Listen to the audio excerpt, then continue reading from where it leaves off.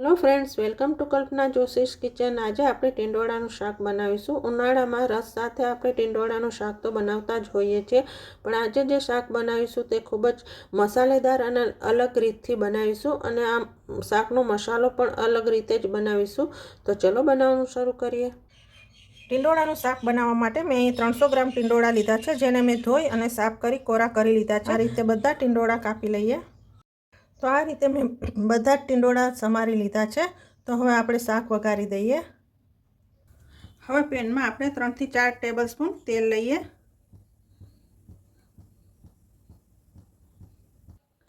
તેલ ગરમ થઈ ગયું છે તો અડધી ચમચી રાઈ ઉમેરીએ।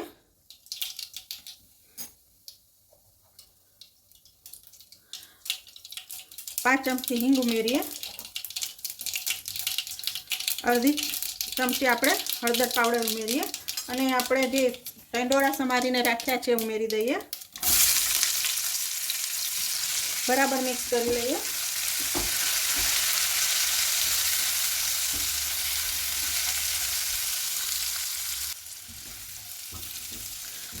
હવે આ ટીંડોળાને આપણે ખુલ્લા જ આવા ચડવા દેવાના છે અને વચ્ચે વચ્ચે આ રીતે આપણે હલાવતા રહીશું। ટીંડોળા ચડે છે ત્યાં સુધીમાં આપણે મસાલો બનાવી દઈએ। તો આ રીતે મિક્સર જારમાં 1.5 ટેબલસ્પૂન તલ લઈએ, 1 ટીસ્પૂન વરિયાળી, 2 ટેબલસ્પૂન નાળિયેરનું છીણ લઈએ। હવે આ 3 વસ્તુને પહેલાં આપણે પીસી લઈએ। આ રીતે 3 વસ્તુ પીસી લીધી અને પ્લેટમાં લઈ લઈએ। હવે એક મિક્સર જાર લીધું છે ફરીથી, અને હવે એમાં શેકેલા સિંગદાણા લઈએ। 2 ટેબલસ્પૂન સિંગદાણાને મેં શેકી લીધા છે અને થોડા કાઢી અને હવે આપણે પીસી લઈએ। સિંગદાણાને પણ આ રીતે પીસી લીધા છે, તો એને પણ આપણે પ્લેટમાં લઈ લઈએ।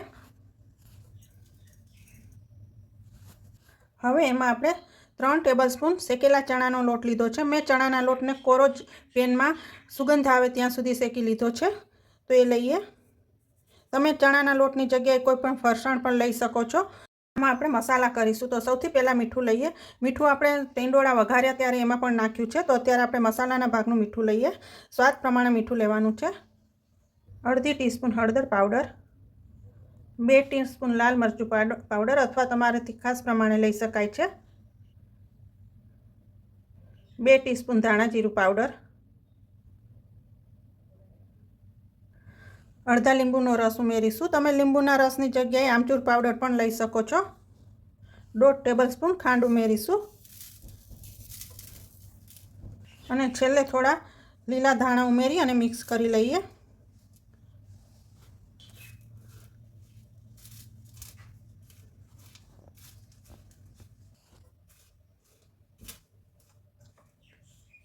એક ટીસ્પૂન ગરમ મસાલો ઉમેરી દઈશું।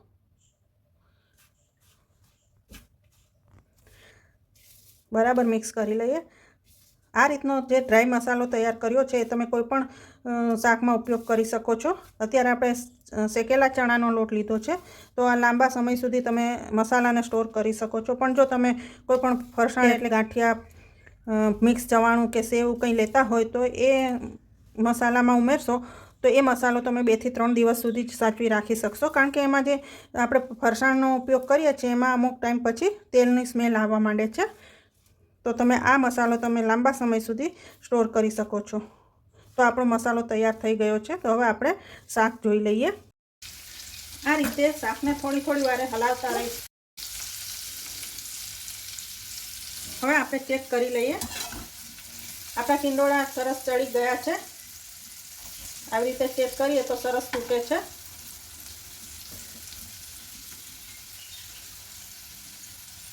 સરસ ચડી ગયા છે આપણા ટીંડોળા।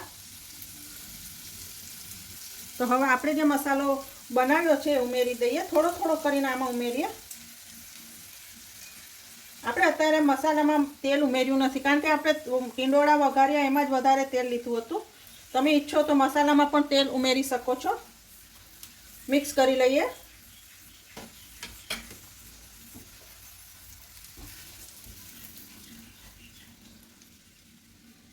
સરસ મિક્સ થઈ ગયું છે। તો હવે એમાં આપણે 1 થી 2 ટીસ્પૂન જેટલું પાણી છાંટીએ, જેથી આપણા મસાલા ટીંડોળામાં સરસ ભળી જાય. મિક્સ કરી લઈએ.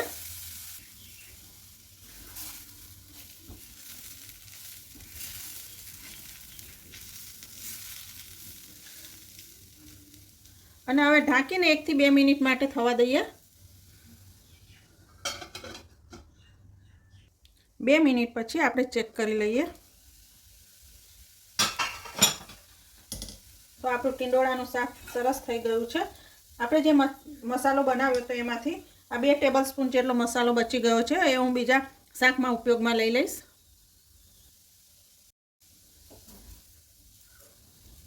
તો તૈયાર છે આપણું ટીંડોળાનું શાક. તમે પણ આ રીતે જરૂર બનાવજો. રસ રોટલી સાથે આ શાક ખૂબ જ સરસ લાગે છે. છેલ્લે આપણે થોડા લીલા ધાણા ઉમેરી દઈએ. મિક્સ કરી લઈએ.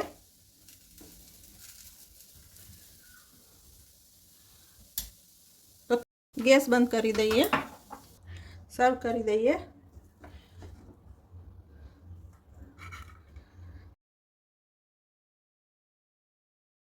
તો ફ્રેન્ડ્સ, તૈયાર છે ટીંડોળાનું શાક. ઘણી વખત એક જ પ્રકારનું શાક બનાવે તો ઘરના લોકોને પસંદ નથી આવતું. તો આ રીતે શાક બનાવીશું તો ખૂબ જ પસંદ આવશે. ખૂબ જ ટેસ્ટી બને છે. તમે પણ આ રીતે જરૂર બનાવજો. તો જો તમને મારી આજની રેસીપી પસંદ આવી હોય તો લાઈક કરી અને મારી ચેનલને સબસ્ક્રાઈબ જરૂર કરજો અને બેલ આઇકોન જરૂર પ્રેસ કરજો. Thank you.